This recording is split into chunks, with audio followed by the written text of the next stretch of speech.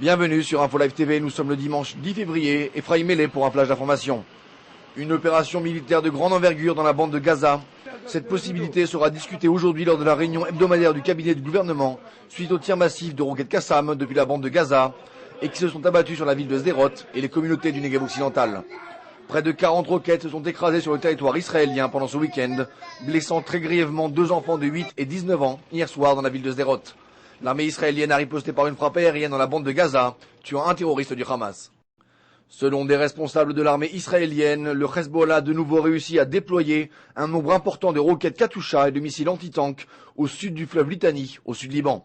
Malgré la présence de la force d'interposition des Nations Unies au sud Liban, la FINUL, censée prévenir toute présence du Hezbollah dans la région, située au sud du fleuve Litani, les armes et munitions appartenant au groupe terroriste ont été dispersées et cachées dans différents villages chiites du sud Liban.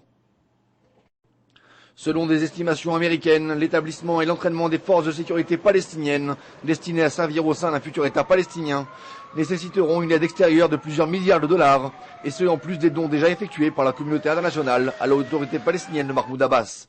Un plan sécuritaire palestinien, soutenu par Washington et d'un montant de 4,2 milliards de dollars, permettra de consolider l'autorité de Mahmoud Abbas grâce à 50 000 nouveaux policiers palestiniens.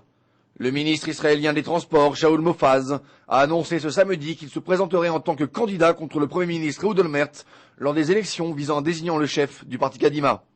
Monsieur Mofaz, ancien chef d'état-major, a déclaré sur la deuxième chaîne de télévision israélienne qu'il sera candidat quand les élections seront déclarées, mais ne souhaite cependant pas pour l'instant la tenue d'élections anticipées.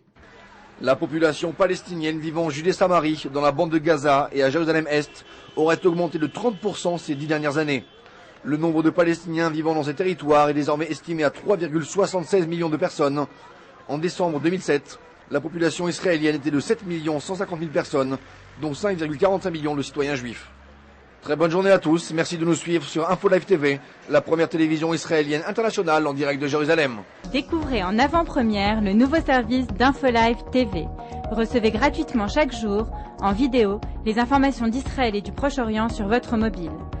Pour vous abonner, entrez sur notre site www.infolive.tv et cliquez sur la bannière Service téléphone mobile. Aujourd'hui, le monde entier parle d'Israël. Mais qui parle d'Israël au monde entier, en temps réel, en 4 langues et en direct de Jérusalem? Infolive.tv, la première chaîne de télévision internationale israélienne. 24 heures sur 24, 7 jours sur 7, suivez de l'intérieur l'actualité d'Israël et du Moyen-Orient. Des reportages, des interviews, un grand journal et des flash infos en images dès que l'actualité l'exige. Infolive.tv, votre regard direct et vrai sur l'actualité d'Israël. Retrouvez Infolive sur internet www.infolive.tv.